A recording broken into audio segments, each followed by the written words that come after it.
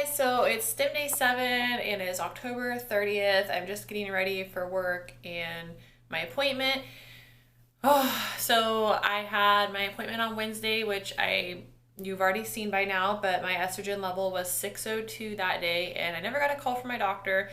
So that meant to stay on the same level of Minipure, which is 2 vials or 150, and then 150 of Gonal F.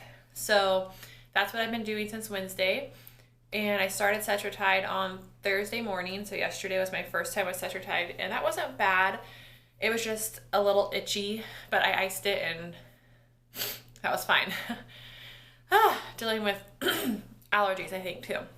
So this morning was pretty much a fiasco. Well, let's just face it, the last couple days, the hormones have really been kicking in on me, and I've been really emotional and moody, and my husband's probably wanting to run for the hills, but he hasn't because he loves me, so that's good.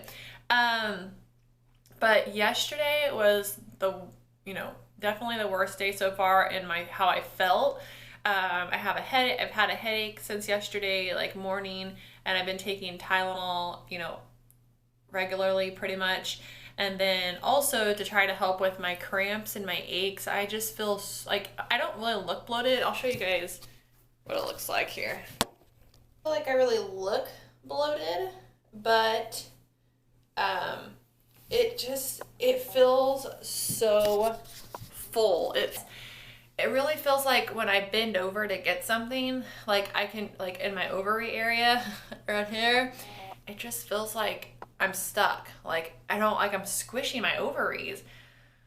So yeah, and yes, it probably sounds like I'm whining a lot, and trust me, it's been happening a lot. I mean, I don't know, like I know we should all be thankful for this, for getting to do this, and I am very thankful for getting to do IVF, but at the same time, this is real life. I'm not gonna hide my feelings to you guys. I want you all to know my true experience. I mean, if you go through IVF, I hope that you don't see a bunch of videos where people are like, this is great, I feel fine, I'm so blessed. Because yes, we are blessed, but there is a side of it that they might not share, which is it really can stink sometimes. And that's what I'm sharing with you. So I don't feel like doing anything. I really don't feel like going to work, but I have to save my time off that's unpaid, which is another story. I still fear that just because of all the stuff I'm feeling, and I've never done this before, so I don't know like how much is normal and how much is way too much, but I just still have this fear that, I'm gonna have the risk of OHSS, and they're gonna either cancel my cycle completely or they're gonna cancel a fresh transfer and want to freeze all our embryos, which that would not be the worst thing, but of course, who wants to delay it? Who wants to have waited this long already and then get to finally do IVF and then be told, oh, you have to wait another couple months to actually put the baby inside of you. So I'm a hot mess. I'll admit it. I'm a hot mess, and I feel bad for people around me. And guess what? That's only going to get better when I get pregnant eventually. So yay! It's totally going to be worth it. I know it is. And I'm just still working every single day about giving my fears and my worries to God, because why should I worry? Like, we're in His hands, and it's just hard to actually live that every day, even if I believe it. Hey guys, so I wanted to update you on my Stim Day 7 ultrasound.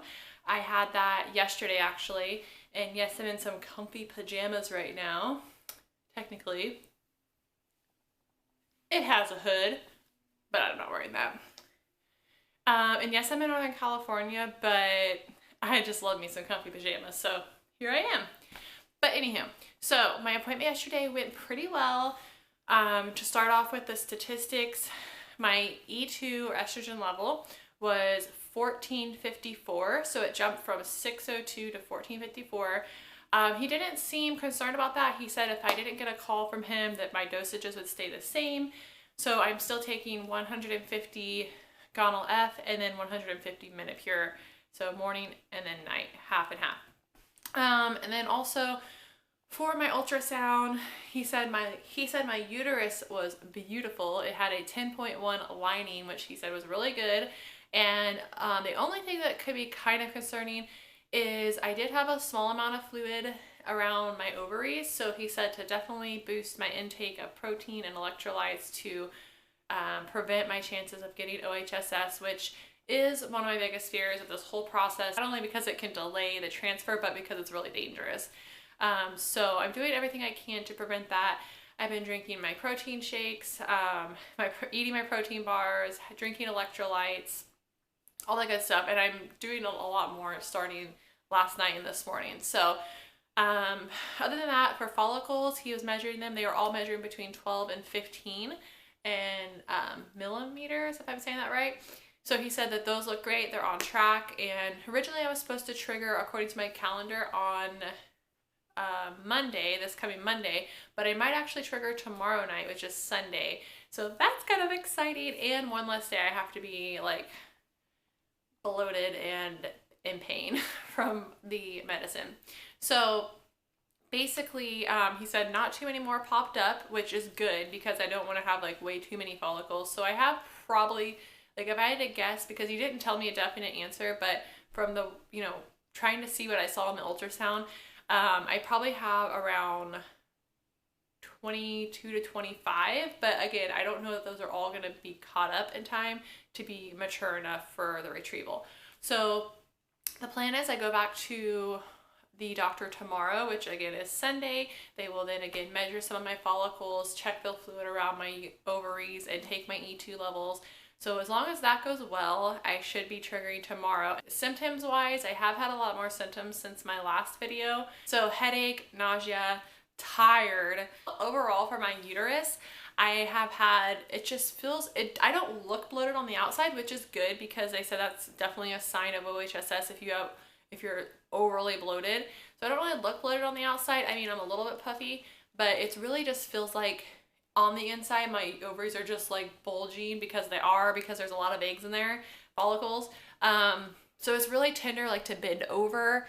Probably similar to someone that has a huge belly, except for it's my ovaries, not my uterus. But it feels like tight and stuff when I bend over, and it's kind of painful. And like I can't sit up straight like this. I kind of have to lean back or kind of to the side. So if you have went through IVF, if you haven't went through IVF, these are good things to know ahead of time because they aren't like serious life-threatening like symptoms, but it's kind of nice to have a heads up of what you will or may feel. So, but other than that, I will get you guys updated again tomorrow after my appointment, and hopefully I have the good news that we will be triggering tomorrow night. So I'm just really excited, but I'll talk to you guys later. Bye.